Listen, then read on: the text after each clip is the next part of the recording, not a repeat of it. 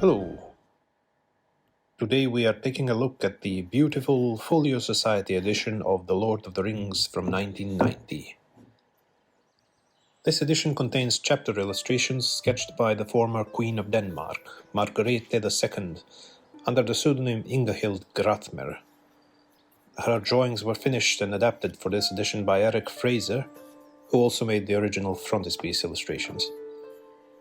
They were included in the first Folio Society edition in 1977, this one in 1990, and the one from 1997 onwards, which is still in print.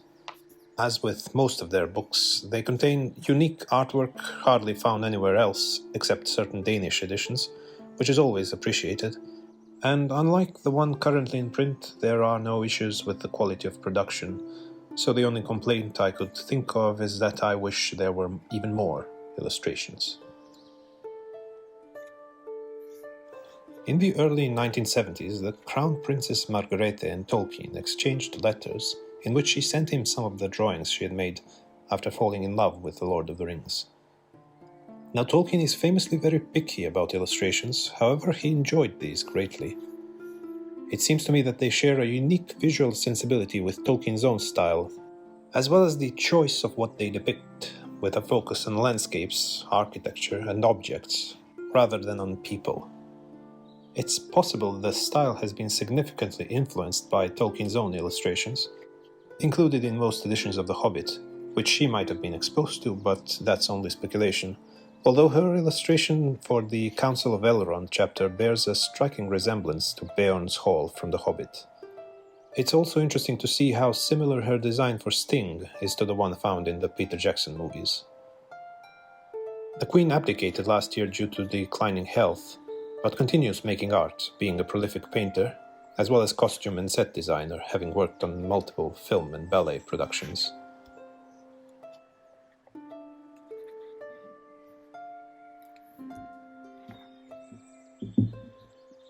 As previously mentioned, Her Majesty only made the sketches for these illustrations, and since they were not ready to be printed, the professional illustrator Fraser was hired to create the finished artwork.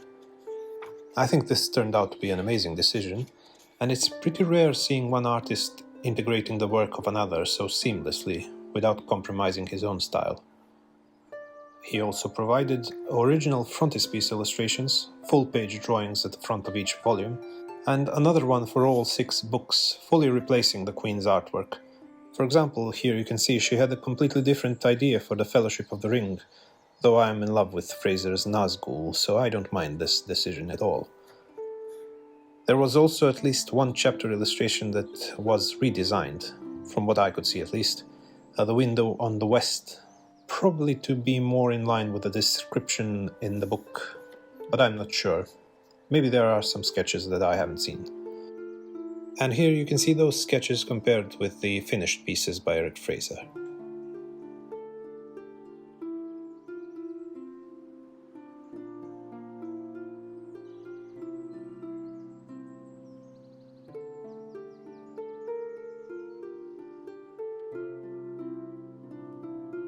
There are no books printed with her original drawings, as far as I can tell. The only publication that has them is a booklet in the CD box set of a Danish group called the Tolkien Ensemble. I've been waiting patiently for it to arrive in the mail, so I'll make sure to showcase it here when it does.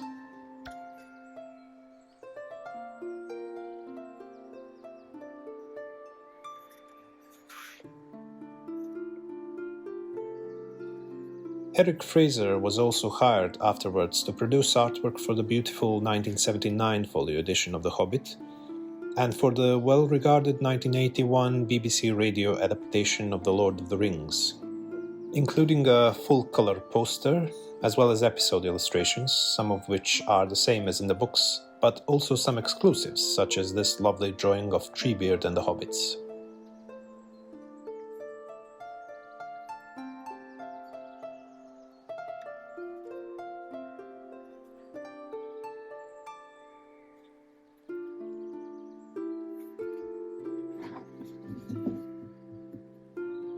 The 3 volumes are bound in what the publisher described as elephant hide, a durable material usually used for binding so-called elephant folio books, named so because of their large size and not for being derived from the animal, of course. Though honestly they missed the chance to call it oliphant hide.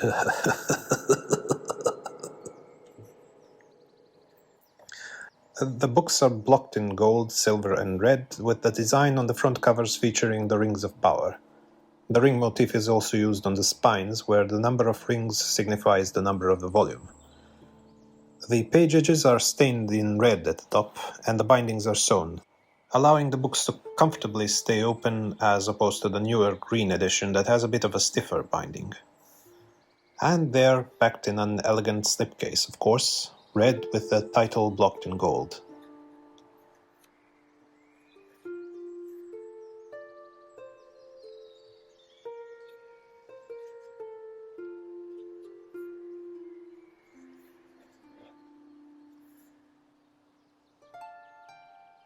The maps included on the end papers are strangely unique to this edition, completely replacing all of the iconic maps drawn by Tolkien and his son Christopher.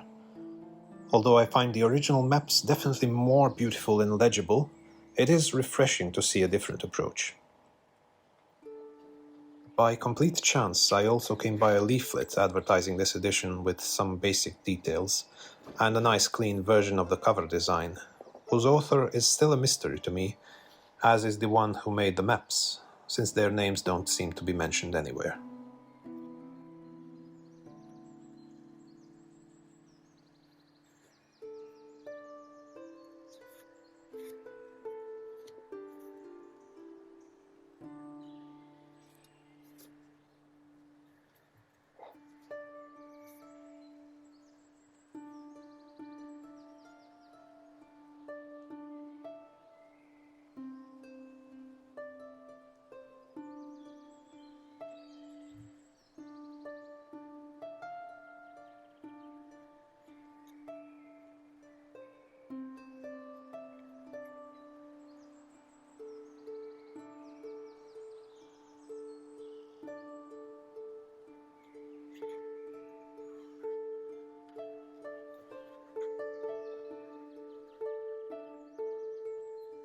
Well, that would be all for now. I hope you enjoyed looking at these books as much as I have.